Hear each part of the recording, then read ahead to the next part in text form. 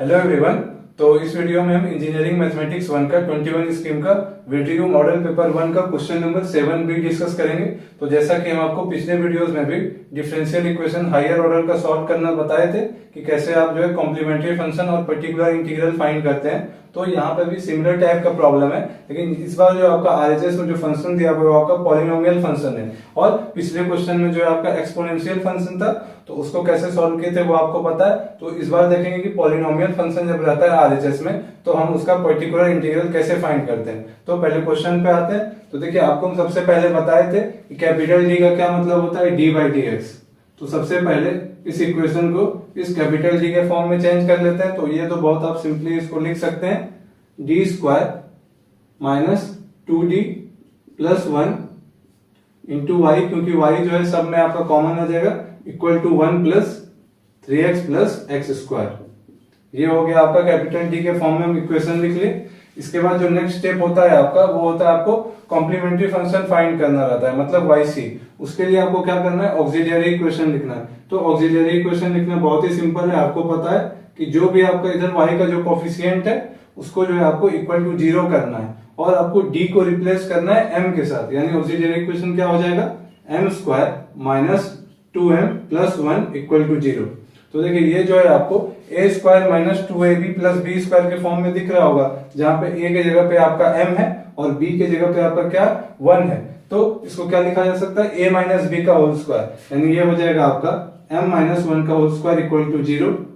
यहाँ से m का 2 रूट आ रहा होगा और दोनों का दोनों सेम वैल्यू दे रहा होगा, मतलब इक्वल होगा। कहने का मतलब m इक्वल टू हम लिख सकते हैं 1,1। तो देखिए, जब आपका रूट्स जो है इक्वल हो तो उस केस में जो आपका yc जो होता है कॉम्प्लीमेंट्री फंक्शन, देखिए 2 रूट था तो इसको हम कैसे लिख सकते हैं, c1 प्लस c2x और into e to the power जो आपका रूट है वो मल्टीप्लाई हो जाएगा x के साथ। तो इसको आप फर्दर लिख सकते हैं c1 plus c2x into e to the power x। तो ये हो जाएगा आपका yc। तो यहाँ पे आपको क्वेश्चन आ रहा होगा दिमाग में कि अगर आपका जो ये क्यूबिक इक्वेशन होता और तीनों रूट इक्वल होता तो उस केस में आपका एक और टर्म ऐड हो जाता। कहने का मतलब है, जस्ट फॉर एग्जांपल आपके समझाने के लिए हम लिख रहे हैं, तो वैसे केस में क्या हो जाता है, c1 plus c2x plus c3x square और e टू दी पावर जो भी रूट आता, मान लेते हैं कि m आ रहा होता सबका वैल्यू, क्योंकि इक्वल रूट है तो सबका सेम वैल्यू मान लेते हैं m आ रहा होता।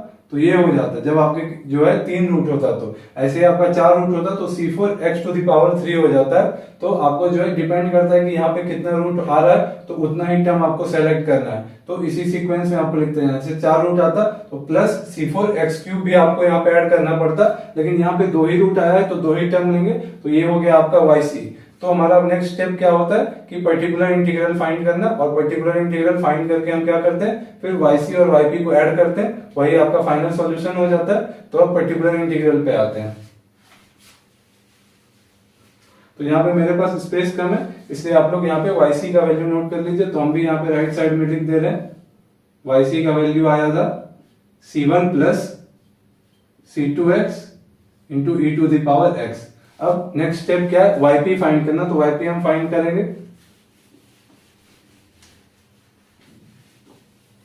तो अब देखिए, yp फाइंड करने के लिए हम क्या करते हैं, ये जो इसका कोफिशिएंट जो था y का, उसको हम RHS साइड में भेज देते हैं। तो yp इक्वल टू आपका क्या हो जाएगा, 1 plus 3x plus x square by D square minus 2d plus 1, D square minus 2d plus 1। तो देखिए, इसको भी डिवाइड करने का जो है एक प्रोसीजर है, सेम प्रोसीजर आपको हमेशा फॉलो करना है। कहने का मतलब एग्जाम में तो है आपका ये जरूरी नहीं है सेम क्वेश्चन देगा, तो वहां पे जो है आपका ये पॉलिनोमियल वेरी करेगा, लेकिन आपको सेम अप्रोच लगाना है। तो क्या अप्रोच है वो समझते हैं। तो देखिए, जब आप डिवाइड कर रहे हो तो जो आपका डिनोमिनेटर में जो वाला टर्म है उसको आपको जो है आपको इंक्रीजिंग पावर में लिखना है। इंक्रीजिंग पावर ऑफ डी में लिखने का मतलब है कि सबसे पहले आपको 1 लिखना है। तो ये हो जाएगा 1 minus 2d plus D square.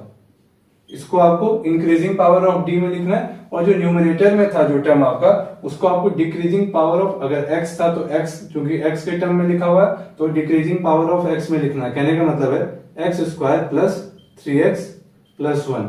तो आपको एग्जाम में भी सिमिलर अप्रोच लगाना है। तो देखिए, यहाँ पे आपको पहला टर्म क्या चाहिए, एक्स स्क्वायर चाहिए। तो एक्स स्क्वायर चाहिए, और आपको 1 से क्या मल्टीप्लाई करेंगे, जो आपको एक्स स्क्वायर मिलेगा, एक्स स्क्वायर ही करना होगा। तो ये एक्स स्क्वायर आ जाएगा आपका क्वेश्चन में। तो ये मिलेगा पहला टर्म आपका, जब 1 से ये मल्टीप्लाई हुआ तो आपको मिलेगा एक्स स्क्वायर। फिर देखिए उसके बाद फिर आपका ये -2d ऑफ एक्स स्क्वायर। तो आपको d का मतलब पता है क्या होता है, d/dx। तो देखिए -2d और एक्स स्क्वायर, तो -2d ऑफ एक्स स्क्वायर आपका क्या हो जाएगा, -2d ऑफ एक्स स्क्वायर। तो देखिए d/dx ऑफ एक्स स्क्वायर, तो d/dx ऑफ एक्स स्क्वायर क्या हो जाएगा 2x, और पहले से बाहर में -2 था, यानी ओवरऑल ये क्या दे रहा होगा -4x। तो देखिए ये राइट साइड में आपको ऐसे रफ में करने का जरूरत नहीं है, आप चाहें तो यहाँ पे डायरेक्ट वैल्यू सब्स्टिट्यूट कर सकते हैं। तो ये आ गया आपका -4x।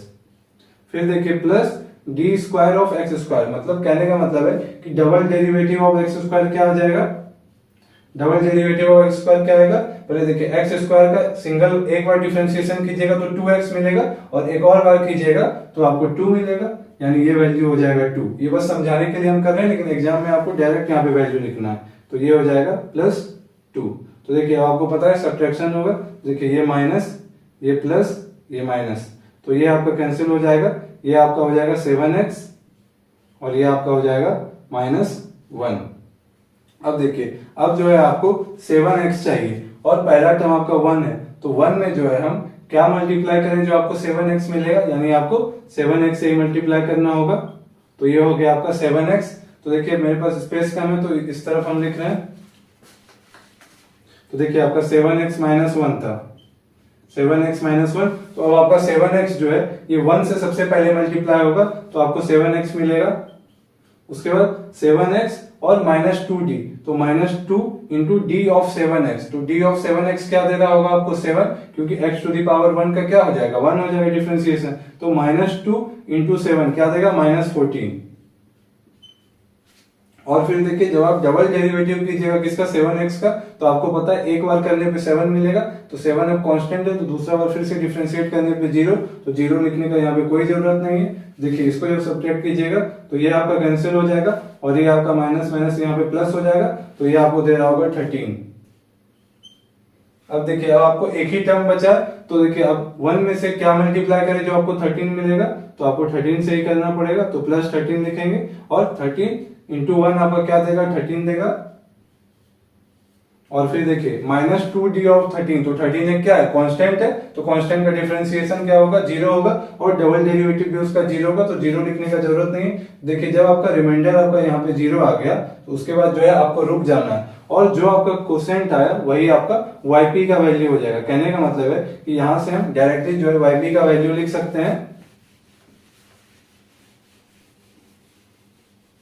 ये जो आपका क्वोशिएंट आया यही आपका yp हो जाएगा।